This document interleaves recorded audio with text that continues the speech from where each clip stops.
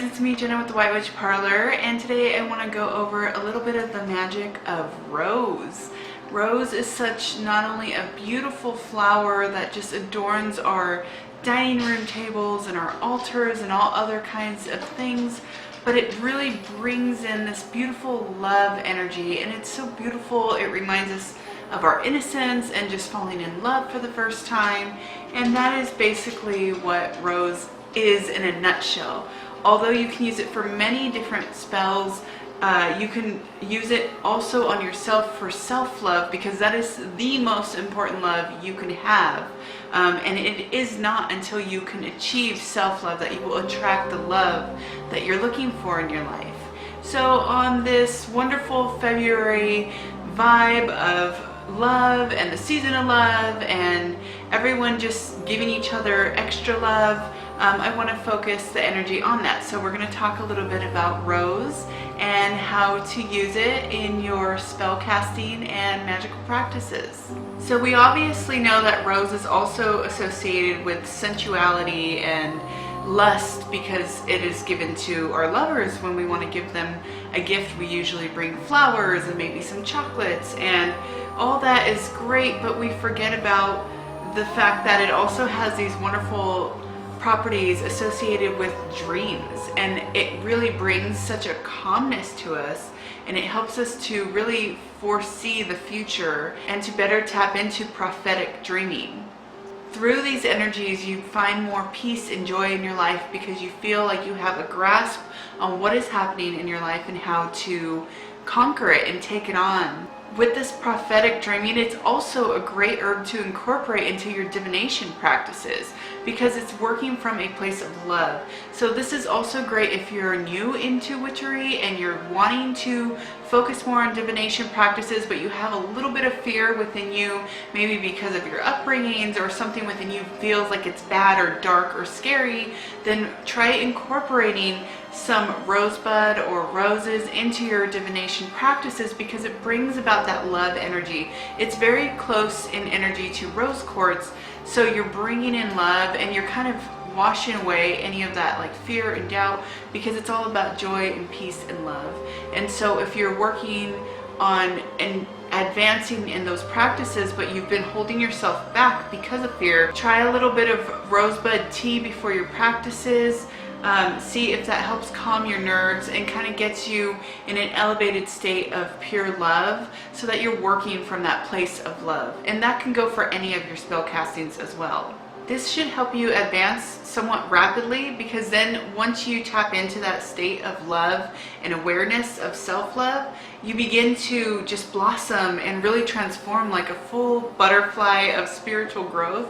And it's a beautiful thing to witness, and then you start spreading that energy everywhere else, so it just keeps coming back to you. You keep finding new waves of encouragement and new waves of creativity and inspiration from it. And all of this energy also ties into the energy of healing. So it brings such a big bout of healing into your life, because now you're operating from this place of love. You're opening your heart chakra. You're opening yourself to receive love, because you're emitting an energy of love. This is really important when it comes to healing of all kinds. Emotional healing, physical healing. It's important for us to have that love and awareness and vibrating with an aura of love, so that we can heal ourselves much like we do. But when we're in a toxic environment or we're not thinking clearly, it's hard to pull that all together to heal ourselves. So we tend to let it go, and we focus our energy on the bad stuff that might be happening, rather than letting that energy of love emit around us and heal ourselves. So as you can see, all of this is flowing together, because the other property that healing brings in is protection.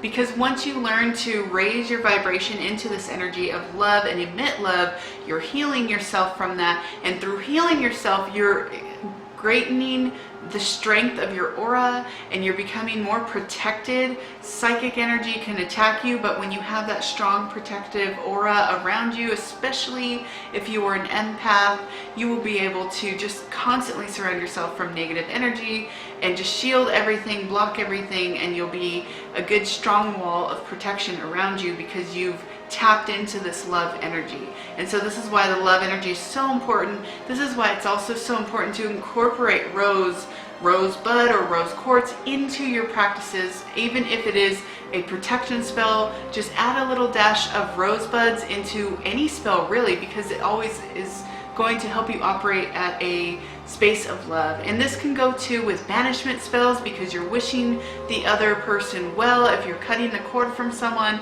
you don't wish harm on them, you're just cutting the cord, you wish them well. You can always incorporate rose into pretty much any spell, because as long as you're working in love and light, then there's no ill harm done.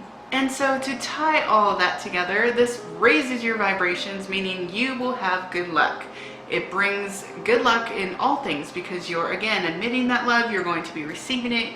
You're emitting that energy, you're going to be receiving it back in the form of good luck, abundance, prosperity, good health, smiles, just all these things, laughter, all this stuff flows endlessly into your life. And when you just open your heart chakra to it, you receive it and you begin to see it more. So a lot of times when you're just in a bad headspace, there's good stuff happening to you at all times, but you're not seeing it because you're tapped into a different vibration.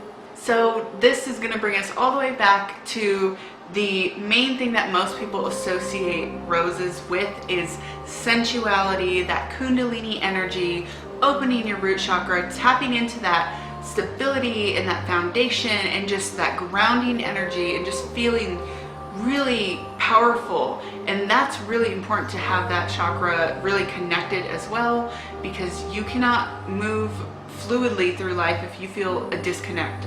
So if you're ungrounded, you need to get grounded. Rosebud really helps with that. Its color, especially if you're working with red roses, you know, there's different colors, there's yellow and there's pink, but if you're working with red rose, that is going to be associated with the red chakra, the root chakra, grounding your energy, tying you back into Mother Nature's energy, and just giving you that sense of stability in your life. It awakens that kundalini flow of energy, making you feel sensual and passionate about anything. And it's not just sex related matters, but passionate about your own life, your own ambitions, your own inspirations, just taking it all and conquering it and just handling everything you want it to handle, because you feel that sense of stability, like you can do it, you have your footing and you can go for it. So rose is really just a magical, all around good flower and herb for anything. I mean, from teas, you can use it in cooking, you can use it in sachets, in bath waters,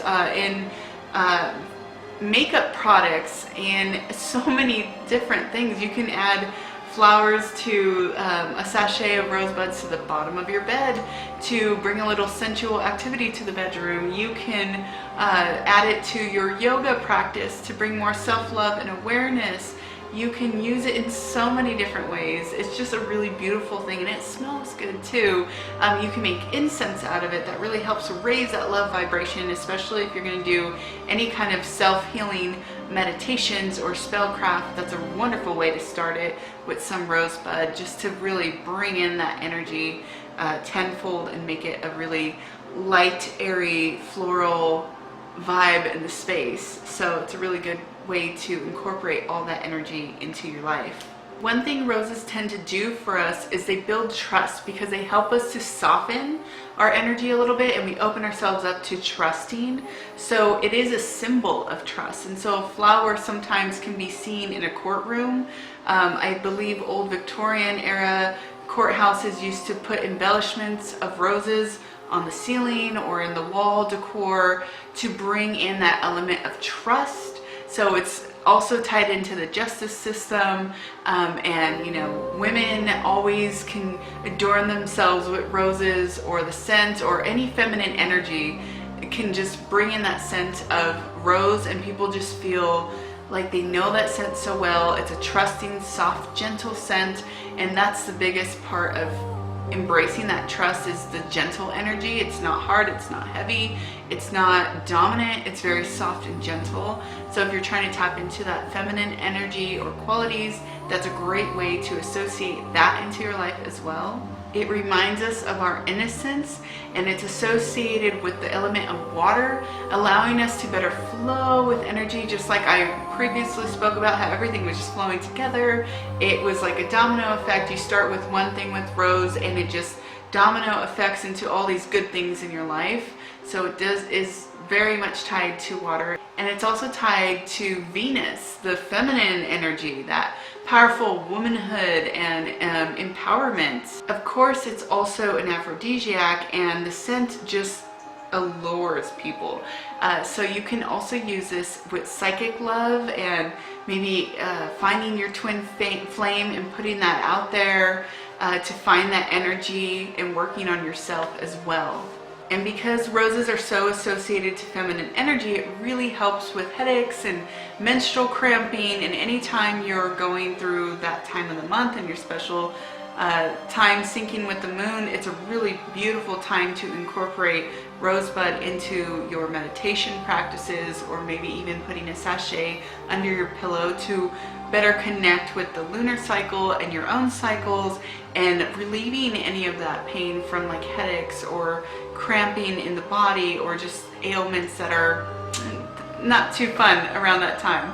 So you have to learn to incorporate the feminine energy in a gentle way. Don't force it, let it come naturally. It's already within you. It's within all of us, male or female, it doesn't matter. It's an energy that we all just need to tap into, just like we need to tap into our masculine energy at times. And so the rose is a wonderful way to bring that beauty and grace and elegance into your life. And if you look at a rose and how it is, it's a beautiful plant, but it does have thorns. So it does come with a layer of protection on its own. And it's saying, here I am, I'm beautiful, but also don't hurt me. And so that is that message that comes from this beautiful plant. I hope you guys enjoyed this informational video about rose and how you can incorporate it into your magical practices. I really do hope that you do. It's a beautiful energy that it brings to your home, even if you just add it to a bowl of potpourri. It's calming. It helps relieve anxieties. It's good to put by your desk if you have a big workload ahead of you, and just incorporate it into your everyday life as much as possible. And when you feel like things are falling out of alignment, maybe come back to this space, come back to this energy, and start bringing rose back into your life, whether it's in the form of candles or incense or the actual loose plant on its own, or just putting a bouquet on your table so that you can see it every day to remind you. It's a great energy just to bring back into your life. So I hope you guys enjoy this video. Have a wonderful and beautiful day.